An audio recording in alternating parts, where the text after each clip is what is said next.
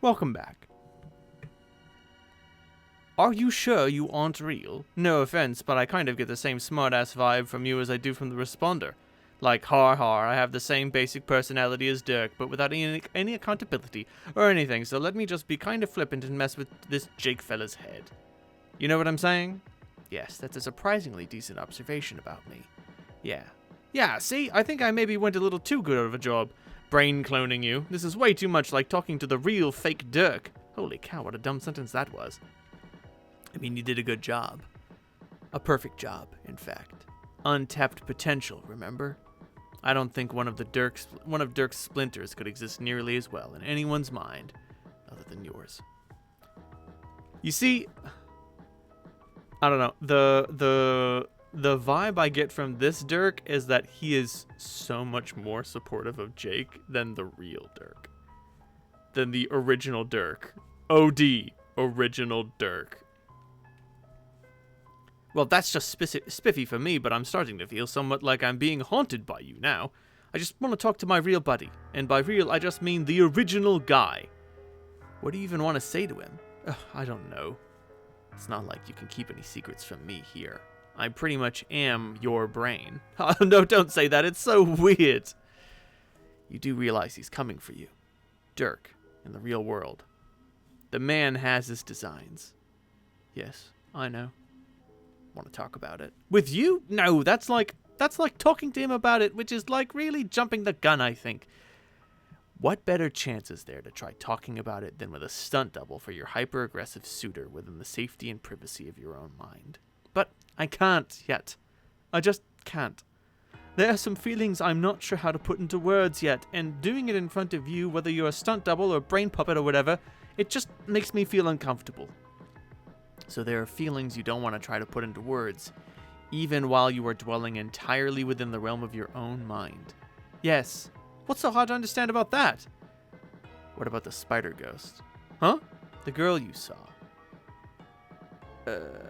When you got fucking clobbered by Dirk's robot and you passed out, you dreamed about a spider ghost alien girl. Oh, yeah, what about her? You like her. Man, what? That's dumb. I saw her for like 3 seconds, and she waved at me and then I woke up.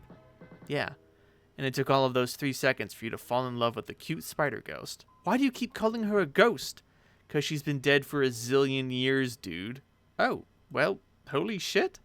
That won't change the fact that you like her. Let's not pretend it will. You're gonna make things complicated for yourself. No, I won't. Yeah, you will. You're too fucking wishy-washy. Between Dirk, Spider Ghost, Jane. Man, poor Jane. What about Jane? You tell me. What was even the deal with that? Our last chat ended on very pleasant and amicable terms.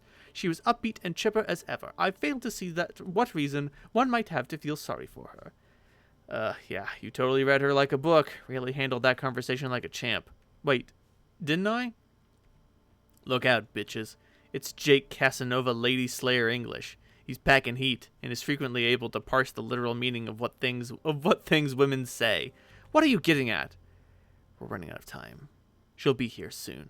Jane? No, doofus. Spider Ghost. Whoa, okay. Where? Wait, she is? Oh, fuck. Look at you. I'm telling you. 3 damn seconds of ogling an alien in a blue dress and you're completely hopeless. Stop fidgeting around like that. Your hair looks fine. Do you want me to tell you how your breath smells? Screw you. I am cool as such a cucumber. All right, then. Why does my breath not smell okay? You're dreaming, Jake. Your breath is only a thing if your brain wants it to be. Oh, okay. Whew. When is she coming? Why is she visiting my dreams? Soon. She's been waiting for the right time to enter. Waiting for you to snap out of the memory. Clearly the girl has the patience of a saint. All right. Dang, it's warm in this dream bubble. How can I be sweating in a dream? Where do I keep the dream towels? Will you calm the fuck down? I'm a figment of your imagination, and you're still making me nervous. But really, who is she? What's her deal, and what does she want from me? Since all this so-called untapped potential in my subconscious taking the form of yet another sassy Dirk clone seems to know everything, would it be okay if I troubled my own brain for a few flipping answers? You should try to be more polite to me, seeing as I am a representation of your entire mind. I have complete control over your basic functions. I could trigger a particularly spirited bowel movement right before she gets here, so watch your step. Ugh, no, I'm sorry, don't. Just kidding, dude. Jesus. I'd never make you shit your pants in front of a girl you liked, even if she does happen to be my chief competition. We Dirk Splinters can be pretty Machiavellian, but we do actually have some fucking standards. Okay, thank you for promising to keep my trousers tidy. Anyway, she's visiting now to bring you into the loop on some things. Important details you should know about your relation to the bigger picture. The much bigger picture. I still don't understand how you know, or, excuse me, my brain knows this stuff. Because I'm a page? How does that make sense? And also, if you know the things she'll say, why don't you just tell me the things? Intuition and the subconscious mind are powerful things when harnessed in the correct way. As for why I don't tell you, why not just let her tell you? You're the one with the damn crush on her, dude. Okay, dude, she's here, so shoosh. I know. Ugh, man, what the fuck are you looking at me for? Say something to her, jackass. Okay, I will, but you're distracting me, though. Can you scoot over a bit? Oh my god, fine. Hi there, welcome. Don't mind him, he's just a brain clone of my best friend. I know that sounds crazy. Bro, she can't even see me, or hear me. You're making a fool of yourself. What, she can't? Why didn't you tell me that? You're really throwing me off here. I don't know, I guess I didn't think you were going to have a neurotic meltdown at the sight of a girl. Oh, I thought you were supposed to know stuff like that, seeing as you're literally my brain. God damn it, will you just chillax and woo this fucking ghost babe? How can I chillax when you keep talking to me? It's really disconcerting. You're totally embarrassing yourself, dude. You're talking to nobody. Man, I'm starting to feel bad for Spider Ghost. Look at her. She's getting uncomfortable. Shut up. I can't think. You're being so lame, dude. I don't know. I don't care if I'm a figment of your imagination or not. I can't take this bullshit. Either you get your shit together and put the moves on this dead space vixen, or I start fucking with your cortex and making you pop a dream boner. Oh god, no, don't you dare! You don't think I'll do it? No, please, please, please, do not give me a boner, Dirk! Sorry, Jake. The plan's in motion. Next stop, Boner City. So that was the plan all along? To give me a boner? And you got one. You motherfucker! Oh, tee-hee, false alarm. I see. Very funny, cool guy. I think you're full of shit. You're bluffing. You don't even have the power to give me a phantasmal erection. Jake, please. Members of the Gigolo Party aren't the only ones who can pitch a big tent. Then go ahead. Make my fucking day. I'm ready for you. You think I'm afraid? I'll take your boner magic like a man. I'm not ashamed. I'll stand tall and proud at full mast in front of this pretty alien. Do your worst, you bastard. This is so stupid. You're out of your mind. And this is coming from your mind itself. I can't even watch this. I'm out of here. Well, good riddance to ironic hipster douchewad rubbish is what I have to say about that. I wonder what Jack's up to right now. What? I mean, who's Jack? Just talk to the girl, okay? You have some damage control to do. Jack, start jailbreak adventure. You wake up. Oh, fucking Jesus Christ. For those of you who are unaware, the first comic on mspaintadventures.com was Jailbreak. And it was, I think it was like exclusively user submitted content. So the user would tell what the jailbreaker would try to do. And then Hussey would draw it in MS Paint. And it was a fucking shit show. Just because like every Redditor and their mom wanted the main character to piss on something or someone. Anyway. You wake up locked in a deserted jail cell, completely alone. There's nothing at all in your cell, useful or otherwise. Jack, attempt to pry open window. There are no objects around with which to pry open window. Look at that, this frame is precisely identical to the previous frame. You advance nothing whatsoever with that stupid idea. Do you realize this adventure is nearing 5,000 panels? And now we have to watch you flounder around in a jail cell for God knows how long? Exactly how many panels do you want this to go on for? Over 9,000? Nobody wants that. Nobody even wants to hear the phrase over 9,000. You need to get better at you need to begin making better decisions if you want to escape. Jack, get the key. What did you not understand about the statement, there is nothing at all in your cell, useful or otherwise? There is no key. This is an extremely crude drawing of a key on the floor. Really, the drawing is so bad, it's ridiculous to think that some prankster thought it would fool you, which it did. Whoever drew this key clearly was employing the most primitive drawing tools available. You're obviously being fucked with in this stupid jail cell. You expect that you'll continue to be fucked with, and it makes you wish you could stab something. Jack, get pumpkin. What fucking pumpkin? There's no pumpkin. Once again, there's nothing at all in your cell. Useful or... Oh, god damn it. Okay, well, a pumpkin appears. You guess it must be feeding time for the prisoners. These Prosperian jailers are like luxury sweets compared to the penal system on Durst. Should be the softest time you ever did. Jack, consume pumpkin. What a horrible idea. You don't eat fresh produce. The thought is revolting to you. What do you think these sharp teeth are for? Or what's left of them, at least. You'll have to make a note to file a protest with your lawyer. Complain of cruel and unusual treatment. Their coddling criminal justice system will undoubtedly see to it that you're given some proper meat to consume. Perhaps a prime cut of filet mignon, as if you were a guest of honor. What a bunch of powder puffs. With all these namby-pamby morals and compassion, this kingdom makes you sick. Jack, look out the window. You step up to the little Kirby thing to get a better look outside. Can't make a plan without getting your bearings. A lone sentry is on duty below. You shout a few obscenities this way. You wonder aloud what a guy has to do to get a decent meal around here. Hey, you're talking to that guy! It's no use, though. He ignores you. Just look at that stoic face. The unshakable discipline. The stalwart sense of duty and pride. This is what it means to be a member of the Prosperian Royal Guard. What a load of shit, you grumble to yourself, but loud enough for him to hear. Jack, inspect the pumpkin. That guy won't be of any use. You doubt you could even manage to lure him into your pissing radius, magnificent though it is. You give the pitiful gourd a little kick. A terrible thought occurs to you. What if you have no choice but to eat this awful thing? You can't let it come to that. You have to get out of here. Well, hold on, what's that? Jack, take a closer look. Please look inside! Eureka, droll, you beautiful bastard. Looks like he snuck something inside the pumpkin to help you escape. Probably a bomb. You're gonna have to remember to give him a promotion when you get out of here, or at least reduce his daily newspaper floggings. Need to think of a way to get the bomb out of here. You can't just smash it with your foot or it might explode and take your leg off. Too bad they confiscated your knives or you could slice the thing open neatly. Maybe even carve a funny face into it? You bet you're the first guy who ever thought of doing that. Jack, search for cotton apparatus.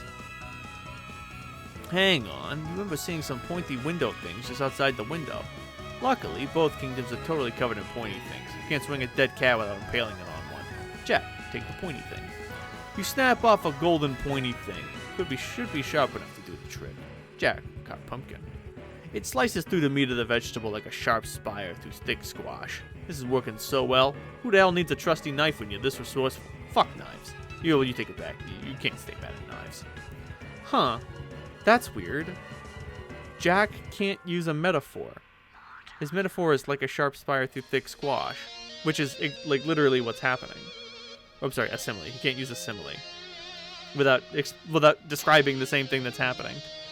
You can taste your liberation already. You can't wait to hear the sweet ticking of the bomb that is definitely in there. That'll be the sound of freedom, you decide. You pull off the lid to reveal a whole bunch of knives. You're welcome!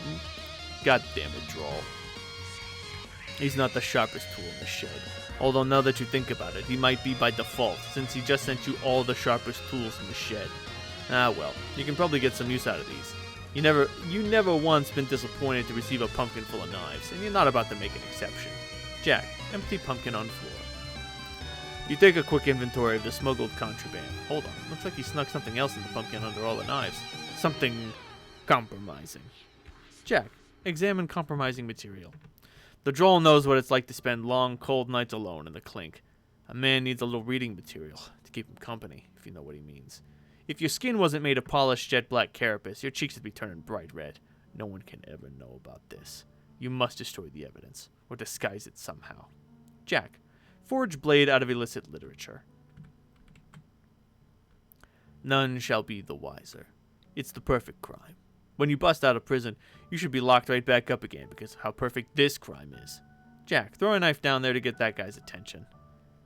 That should get the guy's attention. Unfortunately, it only keeps his attention until he dies, which is almost instantly. You need to come up with a better plan. While you would argue that random stabbings are their own reward, they aren't getting you any closer to escape. Jack, examine exit. That door is locked tight. You're gonna need a key to open it, preferably one that isn't horribly drawn on the floor to taunt you. Jack, knock on door. Maybe if you knock hard enough in just the right way, at just the right time. Wait for it. Wait for it. Wait. No, not yet. Wait for it. Wait. Now! Your clumsy fist accidentally flies through the bars, knocking out a passerby. Keys from his key ring jangle on the floor. Wop. It's quite possible one of those keys will unlock your door, but they are all well out of reach now. What next, genius? Jack, use knife to snag one of the keys on the floor. You see if the knight's adequate length if the knight can adequately lengthen your reach, but it's no use. They're still just outside of your modest slashing radius. No dice, need a different approach.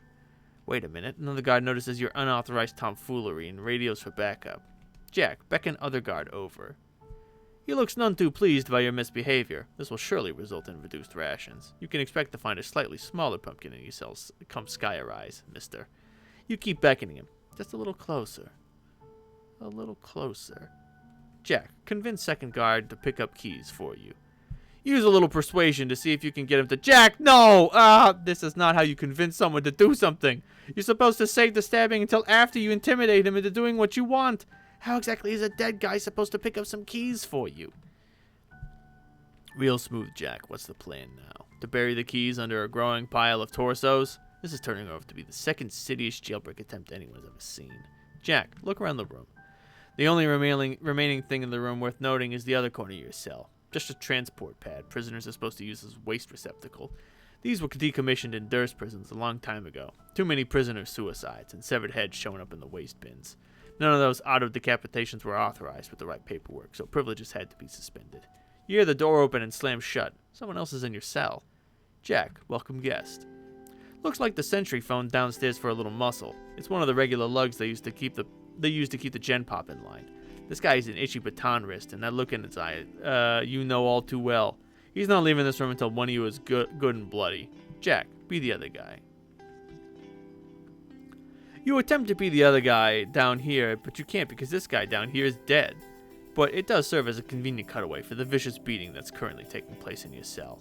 We don't need to be watching that kind of prison brutality. We take our sweet time looking at this dead body while terrible noises can be heard from your prison window. Okay, that should be long enough. You can stop being this guy now. Jack, stop being that guy. You stop being the other guy just in time for us to see what you have finished quickly and cleanly subduing the Jack. The man is dead. Stop that. Jack. Check. Apologize to the guard's body. You start to feel real sorry for stabbing that guy with 7 knives in the back and bashing his face into the door 89 times. Well, maybe not all 89 times. For the first 88, you felt pretty good, but maybe by the 89th face bashing, you were definitely starting to feel pretty sorry. And by sorry, you guess you mean bored? Anyway, you muttered something under your breath that could easily sound like an apology to someone who wasn't listening very well. Jack, give the guy a proper funeral.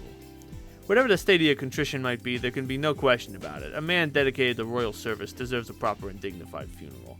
However, since there is no casket in your cell that's nearly big enough for this lug's hefty torso, you'll have to improvise. Jack, seek alternative casket. You sever the god's head with your most trusty of all trusty knives, and begin sizing up the hollowed pumpkin. You'll definitely be snug, but you think you can make it fit. Jack, make it fit. You don't care what anyone says. You say this pumpkin was made for this fucker's melon. Fit like a damn glove. Jack, close it up. Perfect. A textbook burial for a man of honor and distinction. The sacrifices made by our public servants don't get anywhere near the respect they deserve. That's what you think. Jack, bring casket over to receptacle. His funeral will not be complete without a proper send-off, but a stinking garbage dump is no place for the head of a brave soldier to rest. No, you gotta make some modifications to the device first. Doing hard time behind bars will motivate a man to learn a trick or two when it comes to systems like this. Jack, pry open panel with knife. You open it up and switch a few wires around. There, now instead of nasty old pile of rotting pumpkin matter, the destination should be the throne room of the Prosperian Palace. Surely the queen will want to be alerted to the noble sacrifice of this brave warrior so that arrangements can be made to honor such a hero. Jack, send him off. Look inside! Spade. You hear the door open again, followed by the sound of surly footsteps. Could it be that another glutton for a good face bashing has decided to visit your cell? Jack, greet visitor. Ah, you see. It appears there are quite a few said gluttons this time. Settle down, gentlemen. There's more than enough face bashings to go around. Jack, quick, be the other guy again. You be the other guy again while they beat you senseless. Other guy. Be Jake. Suddenly you aren't the other guy anymore. you couldn't quite be the other guy anyway since he's dead, even though deadness hasn't really stopped us from being guys before. Nevertheless, the dead guy starts being Jake, who is not a dead guy. Well, his dream self is dead, but his non-dead, non-dream self isn't. And that's the guy we're being, a guy who's asleep. That non-dead sleeping guy is presently talking to a non-sleeping dead ancient spider ghost who long ago earned the achievement badge, Gift of Gab, and boy does she know how to use it. Jake, attempt to get a gab in edgeways. Well, Jake, don't have anything to say? I think I've spent enough time introducing myself. You have hardly said a word. It'd be nice to know whether my long story has confounded you in any particular way, or if you're just being shy. Yes? Jake, I understand this very much to learn about all at once, but do you really want me to keep speaking until I'm blue in the face? Gulp. You appear to be perspiring heavily. There's no reason to be so nervous, especially considering you're only dreaming. Shit. Sorry. I don't know where I put my dream towels. It's okay. Well, at the risk of talking about myself a little more, I feel it'd be dishonest not to confess. What? I am a fairly gifted psychic. Whoa, really? Yes. Like you can see the future? Are there ghost powers or troll powers or... Wait, shucks. That's a dumb-sounding question. No, that was a fine question. They're troll powers. Sometimes those of my blood type will have them naturally. And no, they're not prognosticative abilities. They let me access another's mind in a way that can be terribly invasive if abused. Invasive? Yes, including the ability to control minds when exploited fully. Uh-oh. But don't worry. They don't seem to work the same way on your species. They're considerably weaker. The most I can do is get an empathic impression of your emotional state. So if I speculate that you're shy or nervous, it's because I absolutely know that you are. Aw man, you're kidding. So much for trying to be cool, I guess. Although I probably blew that when you saw me yelling at nobody about boners and stuff. I wouldn't say you blew it, but that was certainly odd. Who are you talking to, if you don't mind? That was like the brain ghost memory splinter of my best friend Dirk, who's stuck in my head and you can't see. He was kind of hassling me about trying to get me to talk to him about how his real self has a thing for me, but I kind of think it'd be weird to talk to his brain imposter about that, at least for now. And then you showed up, and you caught me at an awkward moment, where he was threatening to make some bodily functions happen in front of you as a joke, which would have been embarrassing as all blasted heck. But now it turns out you can read my mind too, so I'm surrounded by brain invaders. You seem cool, Arania, but when am I going to wake up? I'm not a brain invader, though. I can only sense your emotions. I think it's polite to let people know before long, otherwise I begin to feel a bit underhanded. Okay, well, I guess that's not too bad. I think I can keep my feelings buttoned up. That's what strong and adventurous gentlemen do, I think. They keep a stiff upper lip, even on the inside. That way, they're never embarrassed and feel slightly more brave about stuff. But you don't have to. That was not the point of my telling you. I'm used to sensing many things from people. There aren't any feelings you could have that'd be that surprising for me, or compromising to you. I really just want you to relax for the brief time we have in this bubble, and talk to me. Gotcha. What should I talk about? Well, I've spent almost no time examining this iteration of your universe. The gods have given me a very little access to it through the memories of others until now. I believe they are finally beginning to bridge the divides between long estranged compartments of reality, allowing previously unintroduced parties to mingle, those from different universes, both their initial iterations and their scratched reboots, those from different spheres, ones of creative potential and of mortality. Through us all, they attempt to bring closure to unsanctioned loops and restore stability to the cosmos. So I am curious about you and your friends. What is your life like? My life? I wish I could say it was more interesting, but it's actually been a mite lackluster. There are monsters, but I try to stay away from them, to tell you the truth. It's mostly just me sitting around here watching movies and stuff, and sometimes polishing firearms. Guns are sweet. So are movies. This is a terrible story. I understand. The same is mostly true for myself. I can sense that you're either very impressed or in some way intimidated by me, but when it comes down to the basics, a description of my life would be boring as well. Why don't you show me around? Show you around my room? Yeah, okay. Well, there are some guns. Like I said, guns are great. There's a whole mess of movie posters on the wall. You probably never heard of any of them being a dead alien and such. Nope. And I don't know, there's a desk which I used to work on silly projects, and that's my bed, I guess. And, what else? Dude, just FYI, you've been kind of staring at her. What? Shh. What was that? Nothing. I'm not trying to fuck you up here, I promise, but you gotta watch what you're thinking, remember? Go away. Oh, man. No, see, that thought you just had? That's exactly what I'm talking about. She's a fucking empath, bro. She can pick up on shit like that. Shh. I'm not listening to you. Jake? Nothing. It's cool. You've got to be kidding. Did you seriously just think something that dirty? You must be doing this on purpose to spite me now. I mean, just wow, dude. That was X-rated as fuck. No, stop. See, you're talking about it now, and I can't help it. You're psyching me into having dirty thoughts. Get fucking lost, you interloping brain douche. Don't worry, I'm gone. It's like a goddamn peep show in here, and I feel like a sleazy piece of shit watching this from the dark corners of your mind. You have a graphic imagination, English. Kind of impressed. Shut up! They're just thoughts. It's not even like I'm trying to have them. They don't mean anything. Should I leave and come back during another dream? No! Okay then. What's this? An illustrated story of some sort? Oh, hey, whoa. Let's not worry about that. It's nothing, really. Here, give me that, okay? Why are you getting flustered about this literature? Is it pornographic? It doesn't strike me as indecent at a glance. Though maybe our cultures have different standards. What? No, it's not bad at all. It's just, I don't know, it's just a nerdy comic I read. It's no big deal. There's got to be other stuff to talk about. Let's see. Jake. Huh? You know, it's not the first time I've sensed someone felt a flushed attraction for me. Flushed? What's it? Oh, my flipping gosh. You really don't have to be so embarrassed. It's perfectly okay. Oh God, you sense my stupid, sexy thoughts. I knew it. God damn you, bogus brain strider. Someone needs to just kill me, or at least make me wake up. This is so humiliating. I don't even... Could you just please slap me really hard? If not in retribution for my ungentlemanly train of thought, then at least to just get me to wake up and save me from my own ceaseless buffoonery. Here's the thing, though. Dirk is trying to help Jake. He is trying to puppeteer Jake into a position where he scores with this dead ghost spider girl. That's so obvious what's going on. But it just ends up sabotaging him. Because Jake is such a fucking spaz. I do believe it'd be within the scope of my abilities to get you to wake up, but do you really want me to do that? Maybe. If it's true that you think I'm attractive, then why wouldn't you want to spend a little more time here with me? What's the harm?